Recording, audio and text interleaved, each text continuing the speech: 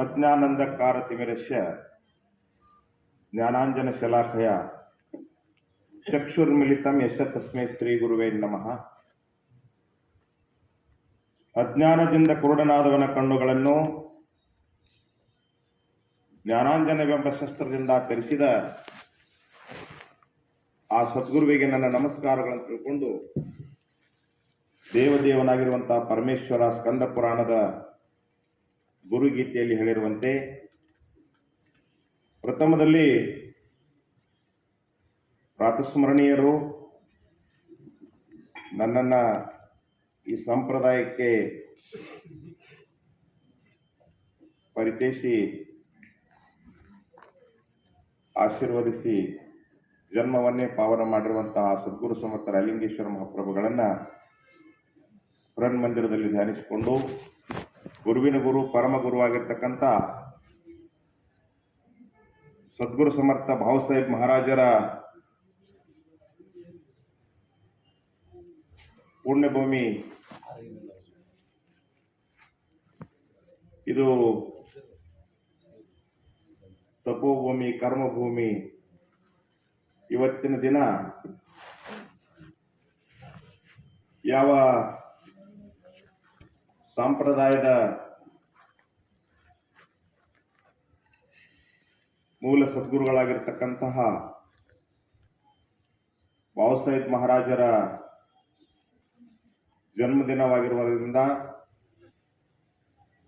ಅವರ ಜನ್ಮಭೂಮಿಯಾದ ಈ ಉಮ್ಮದಿ ಗ್ರಾಮದಲ್ಲಿ ನಾವು ನೀವುಗಳೆಲ್ಲರೂ ಕೂಡಿರುವಂತಹದ್ದು ನಮ್ಮ ನಿಮ್ಮೆಲ್ಲರ ಕೋಟಿ ಜನ್ಮದ ಸೌಭಾಗ್ಯ. ಯಾಕೆಂತಂದ್ರೆ ಇವತ್ತು ಈ ನಾಡಿಗೆ ಶ್ರೇಷ್ಠವಾದ ಧರ್ಮೋಪದೇಶವನ್ನು ಮಾಡಿರ್ತಕ್ಕಂಥ ಮರ್ಯಾದಾ ಪುರುಷೋತ್ತಮನೆಂದಿರ್ತಕ್ಕಂಥ ರಾಮ ಜನಿಸಿರುವಂತಹದ್ದು ಮತ್ತು ರಾಮನ ವಿವಾಹವಾಗಿರುವಂತಹದ್ದು, ರಾಮನ ಪಟ್ಟಾಧಿಕಾರ ಆಗಿರ್ತಕ್ಕಂಥದ್ದು ರಾಮನವಮಿ ದಿನಾನೇ ಅಂತಕ್ಕಂಥದ್ದು ಇತಿಹಾಸದಲ್ಲಿ ನಾವು ನೋಡಿದ್ದೀವಿ. ಅಂತಹ ಶ್ರೇಷ್ಠವಾಗಿರ್ತಕ್ಕಂತಹ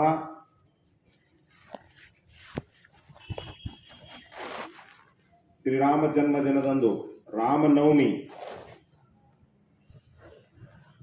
ಯಾರು ರಾಮ ಆಗಲಿಕ್ಕೆ ಸಾಧ್ಯ ಅಂತಂದ್ರೆ ನವಮಿ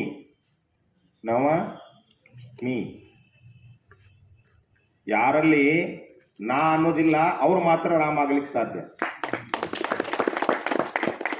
ಯಾರಲ್ಲಿ ನಾ ಅನ್ನುವಂಥದ್ದದ, ನಾನೆಂದು ಗರ್ವದಲ್ಲಿ ಮೆರೆಯದೆ ನೀನೆಂದು ಶಿರಬಾಗ ಗುರುವರೆಗೆ, ನಾನೆಂದ ರಾವಣ ಅಸುವಳಿದ ಅವನನುಜ ನೀನನುತ ಲಂಕೆಯೊಳು ಸ್ಥಿರ ಜೀವಿಯಾದ, ನಾನೆಂದ ಕೌರವನ ಮನೆಗೆ ಪೋದನೆ ಕೃಷ್ಣ ನೀನೆಂದ ವಿದುರನ ಮನೆಯ ಪಾಲುಂಡ, ತವೆ ಸತ್ಯ ಶಿರಭಾಗದಲ್ಲಿ ಬೆಳೆದು ನವಧಾನ್ಯದೊಳು ಸೇರ ಹೊರಗಾಯ್ತು ನೋಡ. ಜಜ್ಜಿ ಹುಟ್ಟಿದಾಗಿಂದ ನೆಟ್ಟಗ ಬೆಳಿತೈತಿ, ರಾಶಿ ಆಗ್ತಾನ. ನವಧಾನ್ಯಗಳಂತದ 9 ಧಾನ್ಯಗಳು, ಅದರೊಳಗೆ ಏನಾದ್ರು ಸೇರೈತೇನೆ ಇಲ್ಲ, ಅದು ಯಾಕ ಅದು ಸೆಟ್ಟದ ಬೆಳೆದೈತಿ. ನಾನೆಂದು ಗರ್ವದಲ್ಲಿ ಮೆರೆಯದೆ ನೀನೆಂದು ಶಿರಭಾಗ ಗುರುವರೆಗೆ. ಯಾರಿಗೆ ಶಿರಭಾಗೋ? ಗುರುವಿಗೆ. ಇವತ್ತಿನ ದಿನಮಾನಗಳಲ್ಲಿ ರಾಜ ಮಹಾರಾಜರಿಗೆ, ರಾಜಕಾರಣಿಗಳಿಗೆ ತಲೆಬಾಗುವಂತ ಬಹಳ ಜನ ಅದಾರ. ಅದು ಎಲ್ಲಿ ಬಾಗಬೇಕಾಗೈತಿ ಅನ್ನೋದು, ದೇವಾಸಿ ಕರಾವೇ ನಮಸ್ಕಾರ, ಸೂರ್ಯಾಸಿ ಕರಾವೇ ನಮಸ್ಕಾರ, ಸದ್ಗುರುಸಿ ಕರಾವೇ ನಮಸ್ಕಾರ, ಸಾಷ್ಟಾಂಗ ಭಾವೆ ಅಂತ ಸಮರ್ಥ ಬರೆದ. ನಮಸ್ಕಾರ, ಸಾಷ್ಟಾಂಗ ನಮಸ್ಕಾರ ಸ ಅಧಿಕಾರು ಹಾ ಏಕ ಸದ್ಗುರು. ಸಾಷ್ಟಾಂಗ ನಮಸ್ಕಾರ ಮಾಡಿಸ್ಕೊಳ್ತಕ್ಕಂಥ ಅಧಿಕಾರ ಸದ್ಗುರುವಿಗೆ ಮಾತ್ರ ಅದ. ಅಂತಹ ಸದ್ಗುರುಗಳ ಜನ್ಮಭೂಮಿಯಾಗಿರ್ತಕ್ಕಂಥ ಈ ಪಾವನ ಕ್ಷೇತ್ರವಾಗಿರ್ತಕ್ಕಂಥ ಉಮ್ಮದಿ ಗ್ರಾಮದಲ್ಲಿ ಇವತ್ತು ನೀವುಗಳು ಮಾಡಬೇಕಾಗಿರ್ತಕ್ಕಂಥದ್ದೇನು? ಅದಕ್ಕೆ ಹೇಳಿದ್ರಲ್ಲ, ಸವೆ ಸಜ್ಜೆ ಶಿರಭಾಗದಲ್ಲಿ ಬೆಳೆದು ನವಧಾನ್ಯದೊಳು ಸೇರದೊರಗಾಯ್ತು ನೋಡ. ಭುವನದೊಳು ತಲೆಬಾಗಿ ಬೆಳೆದ ಭತ್ತವು ನಮ್ಮ ಶಿವನ ನೈವೇದ್ಯಕ್ಕೆ ಯೋಗ್ಯವಾದುದನ್ನರಿತು ನಾನು ನಾನೆಂದು ಗರ್ವದಲ್ಲಿ ಮೆರೆಯದೆ ನೀನು ನೀನೆಂದು ಶಿರಭಾಗ ಗುರುವರೆಗೆ. ಎಲ್ಲರ ಒಂದ್ ಕಡೆ ನೀರ್ ಹತ್ತುವಂತ ಜಮೀನ್ ಒಟ್ನ್ಯಾಗ ಭತ್ತ ಬೆಳಿತಿರ್ತೀರಿ ನೀವು, ಈಗಿನವ್ರ ಕಡಿಮೆ. ಆದ್ರ ಭತ್ತ ಯಾವಾಗ ಹೊಡಿ ತೆಗಿತೈತಿ ಅವಾಗ ಬಾಗ್ತೈತಿ. ಅದು ಬಾಗಿ ಬೆಳೆದಿರ್ತಕ್ಕಂಥ ಭತ್ತ 4 ಸೇರ್ ಆಗಿದ್ರು ಅದನ್ನ ಮೊದಲು ನೈವೇದ್ಯ ಕೊಡ್ತಾರ. ಅದ್ರ 1000 ಸೀಲ್ ಸಜ್ಜಿ ಬೆಳೆದಿದ್ರೆ ಯಾರು ದೇವ್ರಿಗೆ ನೈವೇದ್ಯ ತಗೊಂಡು ಹೋಗ್ಯಾರ? ಇಲ್ಲ. ಅದಕ್ಕೆ ಹೇಳಿದ್ರು ಅವರು, ನಾನು ನಾನೆಂದು ಗರ್ವದಲ್ಲಿ ಮೆರೆಯದೆ ನೀನು ನೀನೆಂದು ಶಿರಭಾಗು ಗುರುವರೆಗೆ. ಅದಕ್ಕೆ ನವಮಿ ರಾಮ ಆಗ್ಬೇಕಾದ್ರೆ ಏನ್ ಮಾಡ, ಅದಕ್ಕೆ ಹೇಳಿದ್ರ ರಾಮ ರಾಮ ಸಕಲ ಹಿ ಮಣತಿ ಕೋಣಿ ನ ಜಾಣತಿ ಆತ್ಮಾರಾಮ. ಎಲ್ಲರೂ ರಾಮ ರಾಮ ರಾಮ ರಾಮ ಅಂತಾರ. ಆದ್ರ ಯಾರು ದಶರಥ ರಾಜನ ಮಗ ರಾಮೇನು? ಅದನ್ನ ಮುಂದವ್ರು ಹೇಳ್ಯಾರ, ರಾಮ ರಾಮ ರಾಮ ಸಕಲ ಹಿ ಮಣತಿ ಕೋಣಿ ನ ಜಾಣತಿ ಆತ್ಮಾರಾಮ. रामासी हा राम जरी ठाऊक असता तरी कशा शरण जाता वशिष्ठासी. ಹುಟ್ಟಿದಾಗ ರಾಮನಿಗೆ ನಾನೇ ಆತ್ಮಾರಾಮ ಅಂತ ಗೊತ್ತಿದ್ದ, ಆಮೇಲೆ ವಶಿಷ್ಠರ ಗುರುಗಳನ್ನ ಮಾಡ್ಕೊತಿದ್ದ. ಸದ್ಗುರುವೀಣ ಜನ್ಮ ನಿರ್ಫಳ, ಸದ್ಗುರುವೀಣ ದುಃಖ ಸಕಳ, ಸದ್ಗುರುವೀಣ ತಳಮಳ ಜಾಣಾರ ನಾಹಿ, ಪುಸ್ತಕ ಜ್ಞಾನಿ ನಿಶ್ಚಯಧರಣಿ ಗುರು ಕಷಾಯಕರಣೆ. ಹಾಗೆಲ್ಲ ಪುಸ್ತಕದಿಂದ ಜ್ಞಾನ ಆಗ್ತಿತ್ತು ಅಂದ್ರೆ ಗುರುವಿನ ಯಾಕೆ ಮಾಡ್ಕೋಬೇಕು? ಗುರುವಿನ ಮಾಡ್ಕೊಂಡು ಬಳಕೆ ಏನ್ ಮಾಡ್ಬೇಕಂತಕ್ಕಂಥದನ್ನ ನಮ್ಮ ಉಪ್ಪಾರ ಗುರುಗಳು ಹೇಳಿದ್ರಿ. ಈಗ ಧ್ಯಾನ ಮಾಡಬೇಕು. ಧ್ಯಾನ ಮಾಡ್ಬೇಕಾದ್ರ ನಿಂಬರಿಗೆ ಮಹಾರಾಜರು ಏನ್ ಹೇಳ್ಯಾರಪ್ಪ ಅಂದ್ರ ನೀತಿ ಕಾಯ್ಬೇಕು. ನೀತಿ ಕಾಲ ಮೇಲೆ ಧ್ಯಾನ ಮಾಡುವಂತ ತಿಳಿಸವ್ರು ಯಾರು ಹೇಳಿದ್ರಲ್ಲಿ, if money is lost nothing is lost, if blood is lost something is lost, if character is lost everything is lost. ಅದಕ್ಕ ಈ ಜಗತ್ತಿನಲ್ಲಿ, ಈ ನಾಡಿನಲ್ಲಿ ನಿಮಗೆ ಗೊತ್ತಿರಲಿ, ಯಾರು ನಾಮಸ್ಮರಣೆ ಮಾಡದವರೇ ಇಲ್ಲ. ಎಲ್ಲರೂ ನಾಮಸ್ಮರಣೆ ಮಾಡವರದಾರ ಇಲ್ಲಿ. ಆದ್ರೆ ಅವರವರ ಮನವೊಲಿದುದ್ದಿ ಅವರವರಿಗೆ ಬ್ರಹ್ಮ. ಯಾರ್ಯಾರಿಗೆ ಹೇಗಾಗಿ ತಿಳಿತೈತೋ ಹಾಗಾಗಿ ನಾಮಸ್ಮರಣೆ ಮಾಡ್ತಾರೆ. ಹಾಗೆ ಮಾಡೋದಿರಂಗಿಲ್ಲ. ನಾಮಸ್ಮರಣೆ ಮಾಡಬೇಕಾದ್ರೆ ಹೇಗೆ ಮಾಡಬೇಕು? ರಾಮಕೃಷ್ಣ ಪರಮಹಂಸರು ಮತ್ತು ಬಾಬಾಸಾಹೇಬ್ ಮಹಾರಾಜರು, ಗುರುಲಿಂಗಮ್ಮ ಮಹಾರಾಜರು, ಇವೆರಡು ಪರಂಪರೆ ವಿಶೇಷವಾಗಿ ನಾಮಸ್ಮರಣೆ ಬಗ್ಗೆ ಬಿಟ್ರೆ, ನಾಮಸ್ಮರಣೆಗಳು ಅನ್ಬೋದು ನೀವು. ಪೂಜಾ ಕೋಟಿ ಸಮಂ ಸ್ತೋತ್ರಂ. ಈ ಜಗತ್ತಿನಲ್ಲಿರ್ತಕ್ಕಂಥ ಎಲ್ಲಾ ದೇವರ ಪೂಜೆಗಳನ್ನು 1 ಕೋಟಿ ಸಲ ಮಾಡಿದ ಪುಣ್ಯ ಎದ್ರೊಳಗದಪ್ಪ ಅಂದ್ರ 1 ಸಲ ಸ್ತೋತ್ರ ಅಂದ್ರೆ ಆವಾಜ್ ಮಾಡಿ ಅನ್ನೋದ್ರೊಳಗದ. ನಾವೇನು ನಾಮಘೋಷ ಮಾಡ್ತೀವಿ, ಜಯಘೋಷ ಮಾಡ್ತೀವಿ, ರಾಮಕೃಷ್ಣ ಹರಿ ಅಂತೀವಿ, ಬಾಬಾಸಾಹೇಬ್ ಮಹಾರಾಜ್ ಜಯ ಅಂತೀವಲ್ಲ, ಇದು ಒಂದಿರೊಳಗದ. ಎಷ್ಟು? ಪೂಜಾ ಕೋಟಿ ಸಮಂ ಸ್ತೋತ್ರಂ. ನಾ ಹೇಳ್ತಾ ಇಲ್ಲಿದ್ದೇನೆ, ಪರಮೇಶ್ವರ ಹೇಳ್ತಾ ಇದ್ದಾನೆ. ಕೋಟಿ ದೇವರು ಪೂಜಾ ಮಾಡಿರ್ತಕ್ಕಂಥದ್ದು ಒಂದು ಸ್ತೋತ್ರದೊಳಗದ.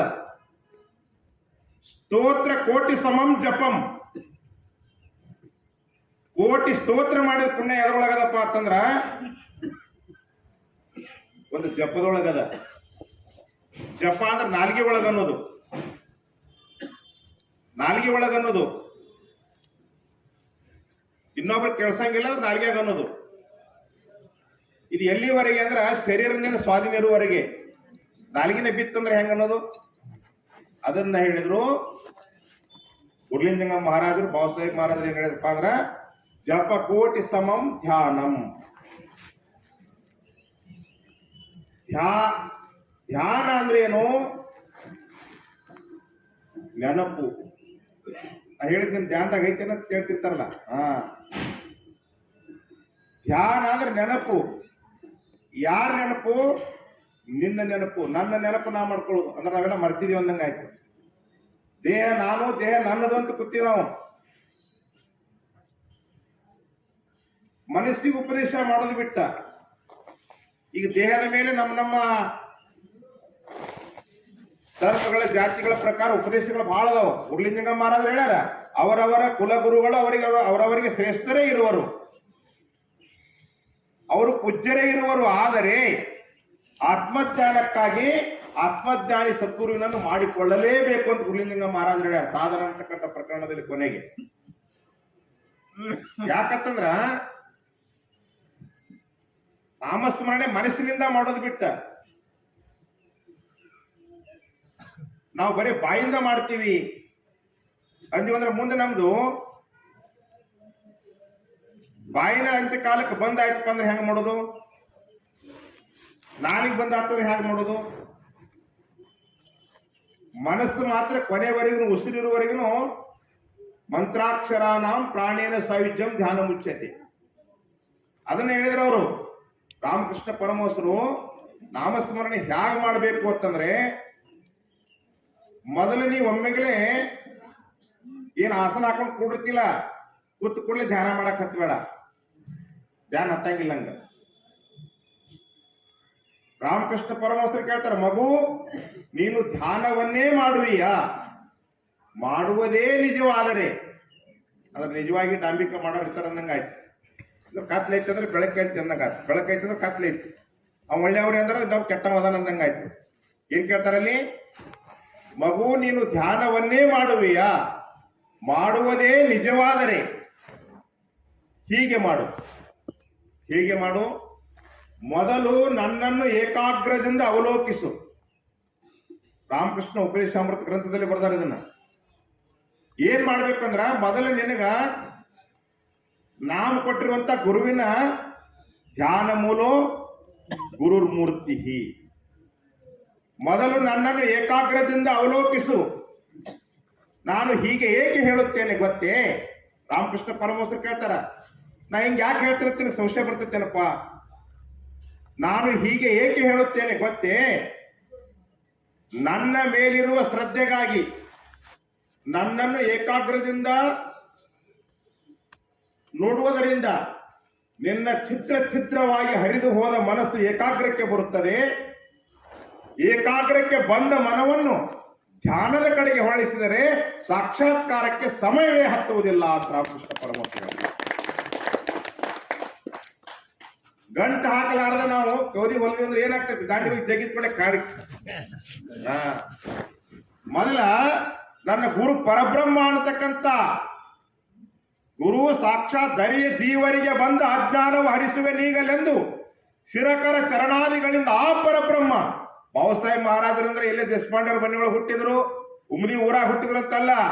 ಧರ್ಮ ಸ್ಥಾಪನೆ ಜೇ ನರ ಹೇ ಕೇವಲ ಈಶ್ವರಿ ಅವತಾರ ಜಾಲೆ ಆಹೇತ್ ಪುಣೆ ಹೋಣಾರ ದೇಡೆ ಈಶ್ವರ.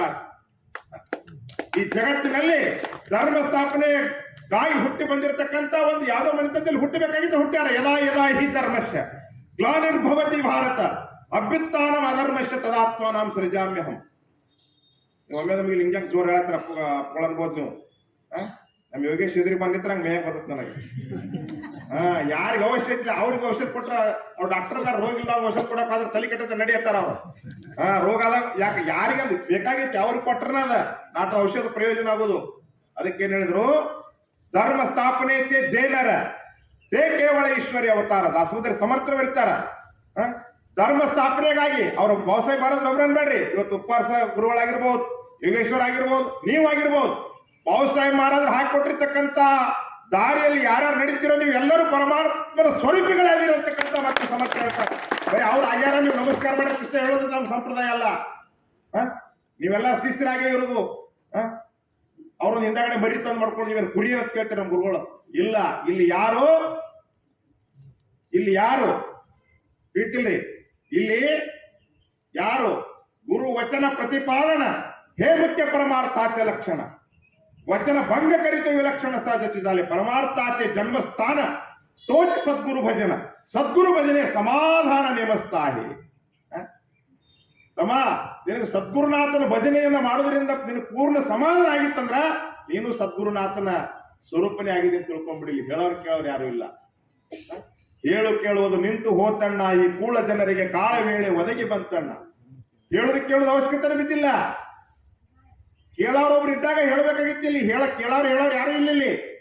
ಅದಕ್ಕೆ ಅವ್ರೇನ್ ಹೇಳಿದ್ರು, ಮೊದಲು ನನ್ನನ್ನು ಏಕಾಗ್ರದಿಂದ ಅವಲೋಕಿಸು. ನಾನು ಹೀಗೆ ಏಕೆ ಹೇಳುತ್ತೇನೆ ಗೊತ್ತೇ? ಈ ಜಗತ್ತಿನಲ್ಲಿ ಗೊತ್ತಿರಲಿ, ರಾಮಕೃಷ್ಣ ಪರಮಹಂಸರು ಮತ್ತೆ ಈ ಸಂಪ್ರದಾಯ ಬಿಟ್ಟರೆ ಧ್ಯಾನದ ಬಗ್ಗೆ ಹೇಳಿರ್ಬೋದು ಇಲ್ಲತ್ ನಾನಾಗಲಿ ಜಗತ್ತಿನಾಗ ನನಗೆ ಗೊತ್ತಿದ್ದ ಪ್ರಕಾರ ಎರಡು ಅತ್ಯಂತ ವಿಶಿಷ್ಟವಾದ ಸಂಪ್ರದಾಯಗಳು. ಯಾಕಂದ್ರೆ ಎಲ್ಲೇ ಹೋದ್ರು ನೋಡ್ರಿ ಒಳಗೆ ಧ್ಯಾನ ಕೂತಾರ. ರಾಮಕೃಷ್ಣ ಆಶ್ರಮಗಳಲ್ಲಿ ಎಲ್ಲೇ ಹೋಗ್ರಿ ಸುಮ್ಮನೆ ನಮಸ್ಕಾರ ಮಾಡಿ ಧ್ಯಾನ ಮಾಡೋದು. ಬೇರೆ ಕಡೆ ಏನಪ್ಪಾ ಅಂದ್ರೆ ಆಗಲೇ ಒಬ್ಬರ ಗುರುಗಳು ಹೇಳಿದ್ರಲ್ಲ ಭಜನಾ ಮಾಡೋದು ಇದೆಲ್ಲ ಏನಪ್ಪಾ ಅಂತಂದ್ರ ನಾವು ಬಹಿರಂಗ ಒಂದು ಏನೋ ಒಂದು ರಂಜನೆಗಾಯ ರೀತಿಲ್ಲ. ಅದಕ್ಕೆ ಯಾರಿಗೆ ಏಕಾಂತದೊಳಗೆ ಆನಂದ ಆಗ್ತತಿ. ಒಂದು ಮಾತು ನಿಮ್ಗೆ ಗೊತ್ತಿರ್ಲಿ, ನಮ್ಮ ಸರ್ಗಳು ಹೇಳ್ತಾರೆ ನಮ್ಮ ಸಾಲಿಗಿದ್ದಾಗ ಬಾಳ ಮಾತಾಡೋ ದೌಡ್ ಸಾಯ್ತಾರಂತ. ಅಂದ್ರೆ ಬಾಳ ಮಾತಾಡೋ ಹುಡುಗ ಸಾಲ ಕ್ಲಾಸ್ನಾಗ ಹೇಳ್ತಿದ್ರು. ಆಗ ಮಾತು ಮನಾರ ಮನ ಸುಮಾರ ಅಂತ ಬಹಳ ಏನ್ ಮಾತಾಡ್ತಿರ್ತಾರಲ್ಲ ಅವ್ರ ಮನಸ್ಸು ಧ್ಯಾನ ಮಾಡೋದಿಲ್ಲ. ಮನಸ್ಸ ಧ್ಯಾನ ಹ್ಯಾಗ್ ಮಾಡ್ತದಂದ್ರ ಮೌನದೊಳಿರು ಎಂದನು ಸದ್ಗುರುದೇವ ಮೌನದೊಳಿರು ಎಂದನು. ಮೌನದಿ ಬ್ರಹ್ಮ ತತ್ವವ ಸಾಧಿಸನ್ನುತ್ತ ಮೌನ ಮುದ್ರೆಯ ಕರ ಕಂಜದಿ ತೋರಿಸಿ ಮೌನದೊಳಿರು ಎಂದನು. ಅದಕ್ಕ ಬಾಬಾಸಾಹೇಬ್ ಮಹಾರಾಜರು ಆಗ್ಲೇ ಯೋಗೇಶ್ವರ್ ಹೇಳಿದ್ರಲ್ಲ, ಡಾಕ್ಟರ್ ಹೇಳಿದ್ರು ಏನಪ್ಪಾ ಅಂದ್ರ ಪಾರಮಾರ್ಥ ಮಾರ್ಗ ಪ್ರದೀಪದಲ್ಲಿ ನೋಡಿರ್ಬೋದು ನೀವು ಕಕ್ಕಮರಿಯಲ್ಲಿ ಶಂಕರಪ್ಪ ಮತ್ತು ಲಾಯಪ್ಪ ಅಂತ. ಅದನ್ನೇ ಕಲ್ಮೇಶ್ವರ್ ಮಹಾರಾಜರು ಹೇಳಿದ್ರಂತ, ಹಿಂದಿನ ಜನ್ಮದೊಳಗೆ ನೀನು ಬಾಬಾಸಾಹೇಬ್ ಮಹಾರಾಜರ ಶಿಷ್ಯ ಆಗಿ ಕಕ್ಕಮರಿ ಒಳಗ ಲಾಯಪ್ಪ ಅಂತಿದ್ಯಪ್ಪ, ಅದಕ್ಕೆ 2ನೇ ಅವತಾರ ರಾಯಲಿಂಗೇಶ ಆಗಿ ಹುಟ್ಟಿದೆ ಅಂತ ಹೇಳಿದ್ರಂತ. ತಿಳಿತಿಲೋ ಅದಕ್ಕೆ ಅಪ್ಪವ್ರಲ್ಲಿ ಹೇಳುವತ್ನಾಗ ಸಲ ಪವಿತ್ರದಾಗ ಅವ್ರು ಹೇಳಿದ್ರಲ್ಲ, ಮೊದಲು ಕಕ್ಕಮರಿ ಆಮೇಲೆ ಅಂದ್ರೆ ಇಲ್ಲಿಲ್ಲ, ಮೊದಲು ಕಕ್ಕಮರಿ ಅಲ್ಲ ಮೊದಲು ಉಮ್ಮದಿ. ಯಾಕಂದ್ರೆ ಉಮ್ಮದಿ ಮ್ಯಾಗಿನ ಗಾಳಿ ಬಿಟ್ರ ಆ ಲಾಯಪ್ಪ ಮತ್ತೆ ಏನ್ ಮಾಡ್ತಿದಂತ, ದೊಡ್ಡ ಶ್ರೀಮಂತವ, ಸಾವಿರಾರು ಎಕರೆ ಆಸ್ತಿ ಮಾಲ ಜಮೀನ್ದಾರ. ಅವ್ ಬಿಳಿಜೋಳ ಬೆಳೆದ ರಾಶಿ ತೂರ್ತಿದ್ರ ಅದ್ರಾಗ ಬರ್ದಾರ ಹೋದ್ರಿ. ಹಿಂಗ್ ತೂರ್ತಿದ್ರೆ ಏನಾಕಿತ್ತಾರ, ಉಮದಿ ಬ್ಯಾಗಿನ ಗಾಳಿ ಬಿಡ್ತಂದ್ರ ಬುಟ್ಟಿ ತಪ್ಪನ ಹೋಗದ ಹೇತಿದಾನ ದೇಗಾದೇವತ್ತ ಕಿಸಾಕ್ ದೂರ್ ಬಿಡ್ತಿತ್ತ, ಆರತಿ ಮಾಡ್ತಿದ್ದವ. ಯಾಕೆ ಸಾವುಕಾರ ಏನಾತ ಅವಕ್ಕೆ ತಿಳಿ ಪಾಪ ಆಳುಗಳಿಗೆ, ಯಾಕೆ ಸಾವುಕಾರ ಏನಾಗ್ತದ ಇಲ್ಲಪ್ಪ ನಮ್ಮ ಅಪ್ಪನ ಊರ ಮ್ಯಾಗಿನ ಗಾಳಿ ಬಿಡ್ತು ನಾ ಪವಿತ್ರ ಆಗ್ಲಿಕ್ಕಿದ್ರತ್ತ. ಅವ್ರು ಎಂತ ಭಕ್ತರು ಇರ್ಬೇಕು ಅಂತ ಜಾಗದಾಗ ಹುಟ್ಟಿ ಇವತ್ತು ಉಮದಿ ಒಳಗಂದ್ರೆ ನಾವು ಎಷ್ಟು ಕೋಟಿ ಜನ್ಮದಾಗ ಪುಣ್ಯ ಮಾಡಿರ್ಬೇಕಂತಕ್ಕಂಥದನ್ನ ನಾವು ತಿಳ್ಕೊಬೇಕಾಗ್ಯದ. ತಿಳಿತಿಲ್ಲ. ಅದಕ್ಕೆ ಬಾಬಾಸಾಹೇಬ್ ಮಹಾರಾಜರಾಗ್ಲಿ ಗುರುಲಿಂಗಯ್ಯ ಮಹಾರಾಜರಾಗ್ಲಿ ಧ್ಯಾನ ಮಾಡ್ರಿ ಅಂತ ಯಾಕೆ ಹೇಳಿದ್ರು ಅಂತಂದ್ರ, ಧ್ಯಾನ ನಾವು ಮನಸ್ಸಿನಿಂದ ಮಾಡುವುದನ್ನು ಬಿಟ್ಟು ಮನ ಏವಂ ಮನುಷ್ಯಾಣಂ ಕಾರಣಂ ಬಂದ ಮೋಕ್ಷಯು, ಬಂಧಕ್ಕೂ ಮೋಕ್ಷಕ್ಕೂ ಕಾರಣವಾದದ್ದು ಮನಸ್ಸದ. ಬಂಧನಕ್ಕೆ ಮೋಕ್ಷಕ್ಕೆ ಕಾರಣವಾದದ್ದು ಮನಸ್ಸದ. ಮನವಿರಕ್ತಿಗೆ ಮುಕ್ತಿ ಎಲ್ಲದೆ ತನುವಿರಕ್ತಿಗೆ ಇಲ್ಲವು. ಮನವೇ ಬಂಧನ ಮೋಕ್ಷ ಪದವಿಗೆ ಮನವೇ ಕಾರಣವೆನಿಪುದು. ತನವು ದನದಭಿಮಾನ ಉಳ್ಳವ ವನದೊಳಿದ್ದರೂ ಬದ್ಧನು, ತನವು ದನದಭಿಮಾನ ಒಳಿದವ ಮನೆಯೊಳಿದ್ದರೂ ಮುಕ್ತನು. ಆಶೆಯುಳ್ಳ ಮನೆಗೆ ಬಂದವು ಆಶೆ ಎಳೆಯಲು, ಆಶೆಯುಳ್ಳ ಮನೆಗೆ ಬಂದವು ಆಶೆ ಎಳೆಯಲು ಮುಕ್ತನು. ಆಶೆ ಶ್ರೀ ಗುರು ರಂಗನಲ್ಲಿಡು ಈಶನಾಗುವಿ ಸತತ ಅಂತ ಹೇಳ್ಯಾರ. ಅದಕ್ಕೆ ಏನಾಗ್ಬಿಡ್ತತ್ ಒಂದು ಸುಮ್ಮ ಉದಾಹರಣೆ ಹೇಳ್ಬಿಡ್ತೀನಿ. ನನಗ ಸ್ವಲ್ಪ ಹೇಳಿದ್ರಲ್ಲ ಆಗಲ್ಲ ಸರ್, ಸ್ವಲ್ಪ ಲಿವರ್ದು ಸ್ವಲ್ಪ ತ್ರಾಸ ಆಗಿರೋದ್ರಿಂದ ಆರಾಮಾಗಿ ಇದು ತೊಂದರೆ ಇಲ್ಲ, ಮತ್ತೆ ಬ್ಯಾಕ್ ಪೇನ್ ಇರೋದ್ರಿಂದ ಏನಾಗ್ಬಿಡ್ತಂತ ಒಂದಿನ ಹಿಂಗ ಗುರುಗಳು ಪ್ರವಚನ ಕೀರ್ತನ ಮಾಡ್ತಿದ್ರಂತ. ಮಾಡುವತ್ನಾಗ ಒಬ್ಬ ಬಹಳ ಶ್ರೇಷ್ಠ ಭಕ್ತ, ಬಹಳ ಹಳಿ ಶಿಷ್ಯ, ಪರಮ ಶಿಷ್ಯ ಹುಡ್ಕೋತ ಬಂದಂತ. ನಮ್ಮ ಬಾಪುರಾಯನ್ ಅಂತವ ಬಂದ್ ಏನಂದತ್ತ, ಹಳ್ಳ ಕಟ್ಬಿಟ್ಟತ್. ಯಾಕೆ ಬಂದ್ರು? ಬಾಬಾರಿ ನನ್ನ ಮಗಗ ಚೋಳ ಕಡ್ದತ್ರಿ. ಅದೇ ದೊಡ್ಡ ಮತ್ತ ಯಾಕೆ ಕಳ್ತಿಯತ್ತಂದ, ಚೋಳ ಕಡ್ದತ್ರಿಯಪ್ಪ ಅಂದ. ಅದಕ್ಕೆ ಕಳ್ತಿಲ್ರಿ, ಬಾಯಿ ಹುಡುಗ ಬಂದ್ ಬಿದ್ದತ್ರಿ, ಇನ್ನೇನು ಉಳಿ ಪರಿಸ್ಥಿತಿ ಆಗಿಲ್ರಿ ಅಂದ್ರು. ಅದಕ್ಕೆ ಅವರಾದ್ರು, ಏನ್ ಹೆದರಿ ಬೇಡಪ್ಪ, ನಾವೇ ವಿಷಬಾಧ ಹರತಿ, ನಾವೇ ಚೇಟಿಕೆ ನಾಸ್ತಿ, ನಾವೇ ಹೋಯ ಉತ್ತಮ ಗತಿ ಅಂತ್ಯಕಾಳಿ, ನಾವೇ ಸ್ಮರೆ ನಿರಂತರ ದೇಜಾಣಾವೇ ಪುಣ್ಯ ಶರೀರ, ನಾನಾ ದೋಷಾಂಚ ಗಿರಿವರ ರಾಮನಾಮೇ ನಾಸ್ತಿ.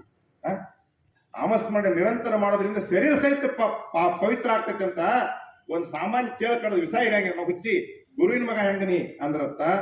ಏನ್ ಮಾಡಿದ್ರಿಯಪ್ಪ ಅಂದ್ರೆ, ಇದು ಔಷಧ ತಗೊಂಡು ಕಡದ ಜಾಗದಾಗ ಹತ್ತದ್ರ.